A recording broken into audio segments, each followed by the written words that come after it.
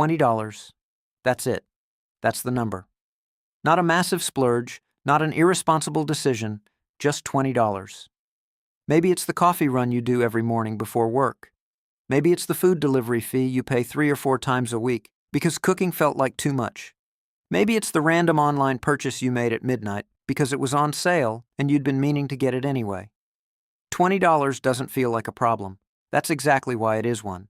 Because here's what nobody tells you. It's never just $20. It's $20 repeated. And repeated again. And again. Until one day you look back and realize that that quiet little habit has been quietly draining thousands from your life without ever once feeling like a real decision. Let's talk about what's actually happening here. And more importantly, what to do about it.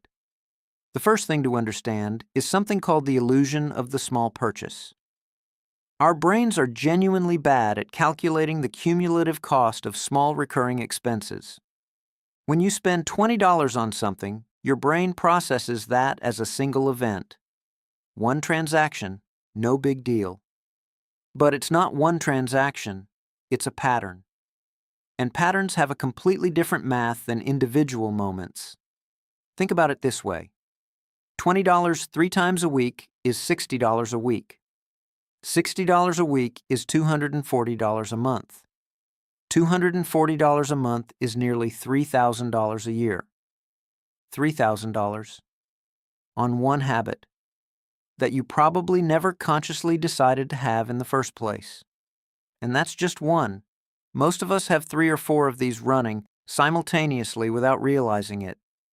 The reason we don't see it is because of something called purchase isolation. This is when we evaluate each small spending decision on its own merits rather than as part of a pattern. That coffee seems completely reasonable when you're standing in line at 7 in the morning. That delivery fee seems fine when you're tired after a long day. Each individual decision passes the gut check. But no one shows you the annual receipt. Nobody adds it up. And so the pattern keeps running, invisible and expensive, in the background of your financial life. Now here's where it gets a little uncomfortable, because this isn't just about coffee. The $20 habit is a category. It includes the streaming services you forgot you subscribed to, the gym membership you haven't used since January, the monthly box that shows up at your door and you open it and feel mildly guilty and then move on, the app subscription that auto-renews every year and you keep meaning to cancel. None of these feel like real money because none of them hurt in the moment, but they're all drawing from the same account, your account. There's a concept in behavioral economics called pain of paying. Basically, spending cash physically hurts a little. You feel it leaving your hand. But when payments are automatic, digital, or spread out into small increments, that pain disappears almost entirely. And without the pain signal, there's no natural stopping mechanism. The habit just runs, quietly, continuously, without ever asking for your permission again after the first time you said yes. This is why subscription models are one of the most profitable business models ever invented. They're not just convenient for the company. They're specifically designed to make the cost invisible to you. Small monthly charge, easy to ignore, hard to remember, nearly impossible to feel, but multiplied across a year, across several subscriptions, across a decade of your earning life, it adds up to an amount that would genuinely shock most people. And here's the thing about that money. It's not just gone. It's gone instead of something else. Every $3,000 that quietly disappears into small unexamined habits is $3,000 that could have been sitting in an investment account compounding over time. At a modest 7% annual return, $3,000 invested today becomes nearly $12,000 in 20 years. You're not just spending $20, you're spending the future version of $20 too. That's the real cost nobody calculates. So what do we actually do about it? The first step is the audit. One time, once a month, you look at your bank and credit card statements and you find every recurring charge, every subscription, every automatic renewal, every regular habit purchase that shows up more than twice. You write them all down. The goal isn't to feel bad about them. The goal is just to make the invisible visible. Because you genuinely cannot make decisions about money you can't see. Most people who do this audit for the first time find at least 2 or 3 things they'd genuinely forgotten about. That's not a character flaw. That's just how invisible these charges are designed to be. The second step is the 30-second decision. For every item on that list, you ask yourself one question. If I had to actively re-sign up for this today, would I?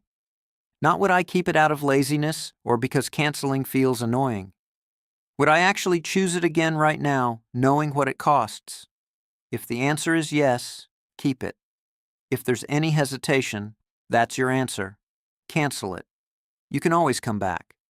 But the default shouldn't be staying. The default should be earning its place in your budget every single month.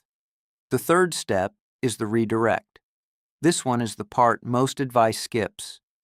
It's not enough to just stop the spending.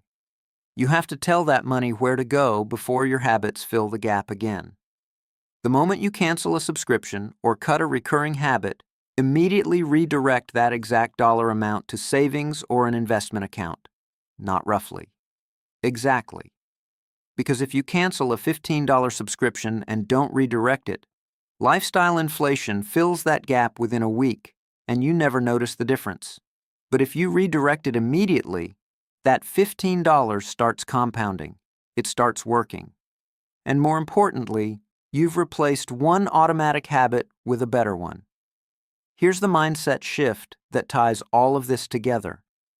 The $20 habit isn't the enemy. Spending money on things that genuinely improve your life is completely fine. That's what money is for. The problem is the unconscious habit, the recurring cost you never actively chose to keep, running silently in the background, extracting value from your future without your attention. The goal isn't to stop spending. The goal is to spend on purpose, to make every dollar an active choice rather than a passive default. And that shift, from passive to intentional, is honestly one of the highest leverage financial moves you can make. Not because any single $20 is going to change your life, but because the habit of paying attention, of making conscious decisions about where your money goes, compounds just like money does. You get better at it. You catch things earlier. You start seeing the patterns before they become expensive. And over time, that awareness is worth far more than any individual subscription you cancel. Do the audit this week. Just once. See what you find. I'd genuinely be surprised if you didn't find at least one thing that makes you go, wait, I'm still paying for that? If this resonated, subscribe. We break down the psychology of money and practical financial habits every week in a way that actually sticks. And drop a comment. What's one subscription or habit you just realized you've been paying for on autopilot? Let's hear it.